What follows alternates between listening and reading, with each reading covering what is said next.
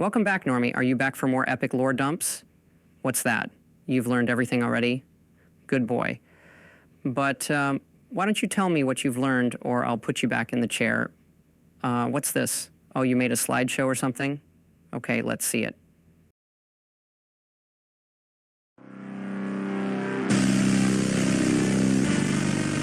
Salukanir, Kridar Jur.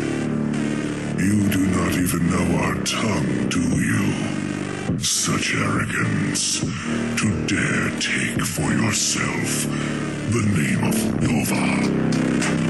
Ruthwan Nivarin Jur.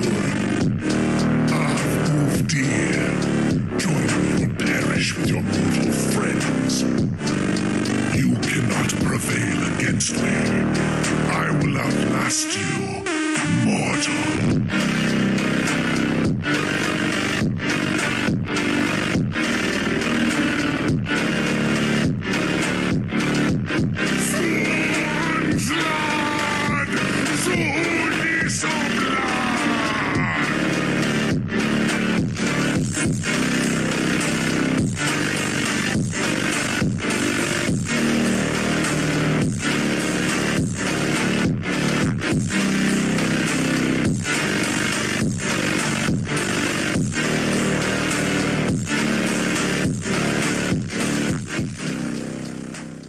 That's what I like to see.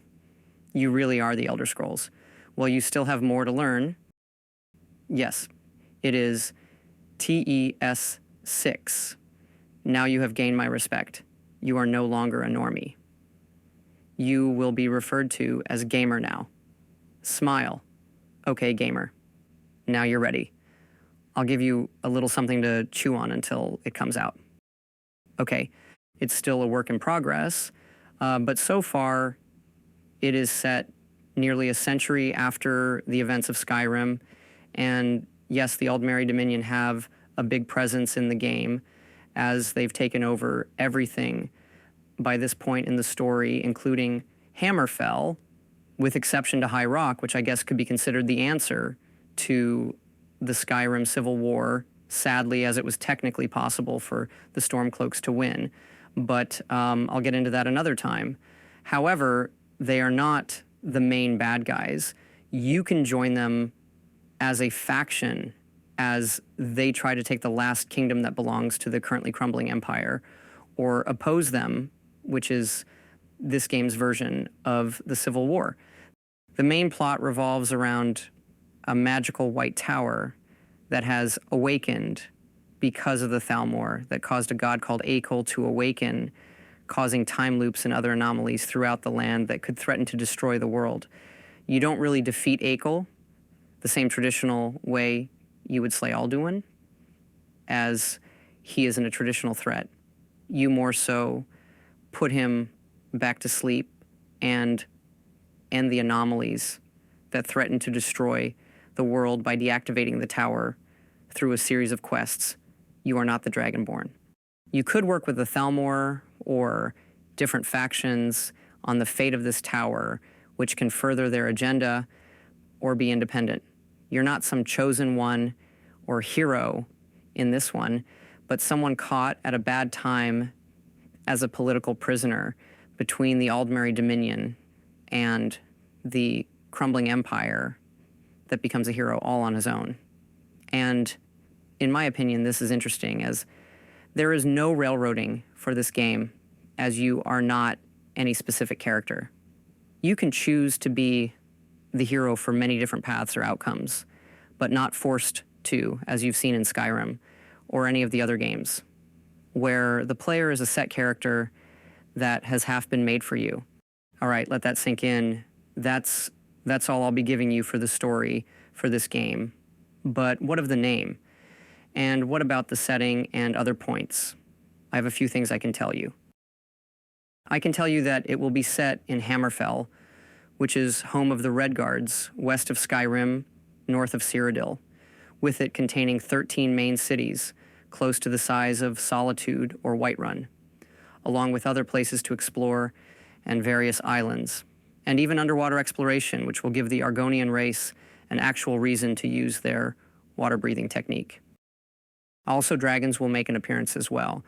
But they have no master, as he has been slain. But if you remember correctly, a lot of them now follow Parthenax as the new leader. But if he too has been killed, then there would be no leader.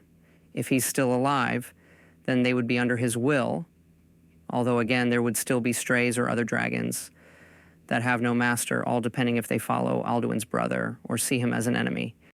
There will be naval battles here as well, using boats and ship vessels and integrated shipbuilding inspired by Starfield. You will be able to do fortress and village building inspired by Fallout 4, which could be very creative and offer a lot.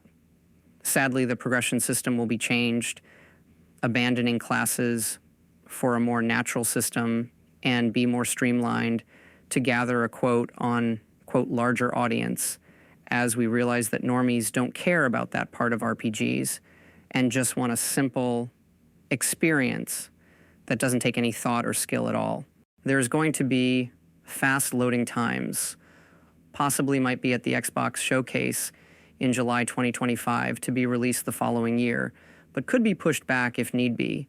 So it will be available 2026 at the earliest, only on PC and Xbox. Anyways, come back again when you want to talk about theories now, considering the Civil War of Skyrim has been answered. I want to talk about what if the Stormcloaks saved Skyrim and her people from the Thalmor's tyranny.